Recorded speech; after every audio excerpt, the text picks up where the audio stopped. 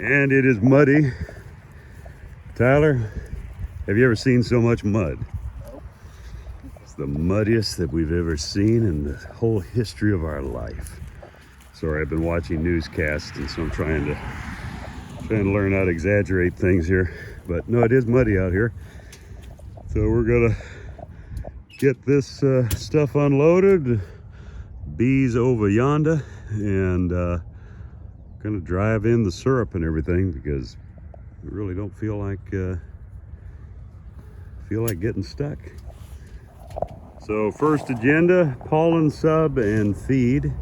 And the reason that we're doing that obviously is just to get them stimulated. They're probably already starting to brood up a little bit.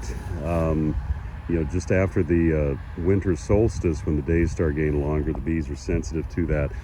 And now we're giving them pollen sub just to continue to stimulate that brood rearing so that they're good and strong going into the almonds.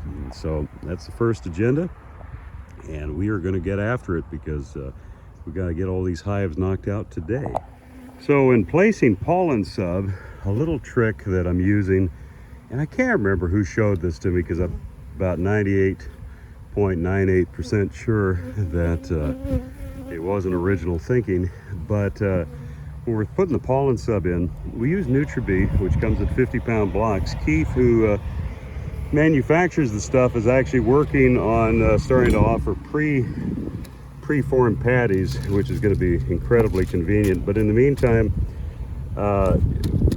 when we're cutting off these blocks, even though this is the soft formulation, it's still cold, it's still kind of stiff. And so we just put it under, you know, in between the boxes, and then just leave them. And if you can see, I mean, you know, we just finished the second section. All the boxes were, you know, up about, well, I mean, even these you can see, but even those are sinking down. But they were up kind of like this one here, but they're all sinking down now. And so it saves a lot of time because I have to say, there was a couple of years I'd come out here and I'd be wrestling the second box back down, and you're probably crushing more bees when you're doing that. And so anyways, this is just a better way to go. Bees looking good overall. I'd say, we'll do a count here on our dead ounce, but I think maybe 6%, 7%, which if that holds, that's excellent, absolutely excellent. Overall, really like the way the bees are looking. With that said, interestingly enough, there was one hive here, somewhere here, that I thought was a dead out, but they were in the top, smaller cluster, maybe 3 frames of bees, maybe 4. And what was surprising is that I actually pulled a frame or 2 out. I was just curious what was going on. And they actually had 2.5 frames of capped brood, small area, like maybe about that big, but still, you know, it's significant. So they're definitely gearing up and getting ready for the warmer, or for the spring. As far as news down this way, it's fun. I was asking a few guys what they're hearing, what they're seeing, and all of their response was a lot of mites, lots of mites, which, you know, duh, go figure, right? You know, imagine that being enemy number one. Overall, I mean, the way our bees are looking, the reason I feel they're looking as good as they are currently is because we were on top of the mites the way we were supposed to be. With that said, still fingers crossed. You know, we could come back in 2-3 weeks and the story's changed. We're not doing a mite count this time around, even though, I mean, ideally I'd kind of be curious, obviously. But anyways, just pollen subbing, feeding. A lot of rain down here, a lot of concern on how that's going to affect the season. I mean, whatever the case, it's a mess down here. We had to park way out there and drive everything in with the loader, and cute little bees. But anyways, yeah, so it should be an interesting year down here. It looks like it's going to be messy. Some concerns as far as almond prices being down so much. I guess the state is what I was told by a couple of guys. The state is offering subsidies to farmers, almond farmers, to actually pull out or pull up their almond trees. I asked another couple of local guys about that, and they said that's not the case, that actually it's just the prices are so cheap that farmers are getting offered way better money to plant sweet potatoes, interestingly enough. So yeah, just interesting little update on what the news is. First and second hand news that we're hearing down here. Anyways, back to the bees. Catch you later. So I just had to do a little commentary on the saying easy money.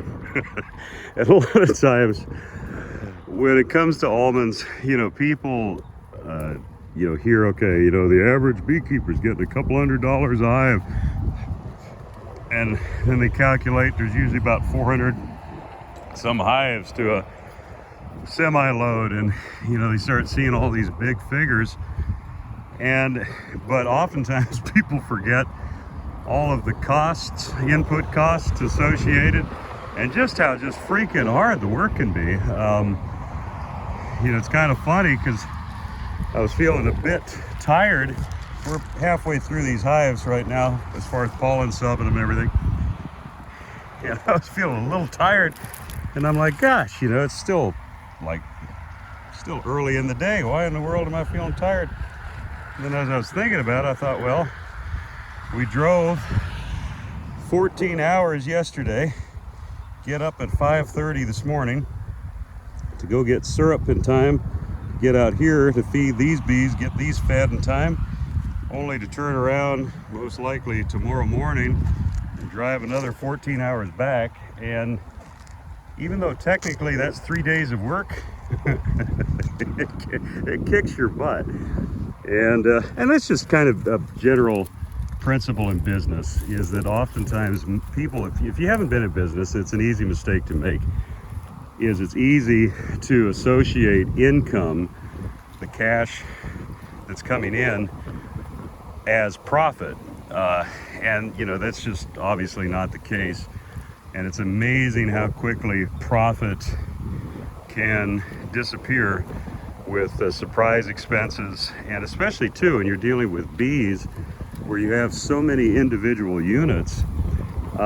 You know, $2 a hive, $3 a hive can add up to a significant amount very quickly. And so anyways, just a commentary. How's it going, Tyler? I need the keys to the gas can. Oh, I got them. I got them. Yeah, I got them on me. But anyways, peace out, and catch you later. Such a beautiful sight. Bees are loving this weather. As you've probably been hearing in the news, California, especially in our area, south of Sacramento, about an hour and a half, has just been getting flooded, literally. And ironically, the first full day we have down here to work, it's sunny, and then it's supposed to go back to rain. But the bees, just so wonderful to see the bees out flying like this, to see them in the air. And yeah, no, this is just absolutely great to see.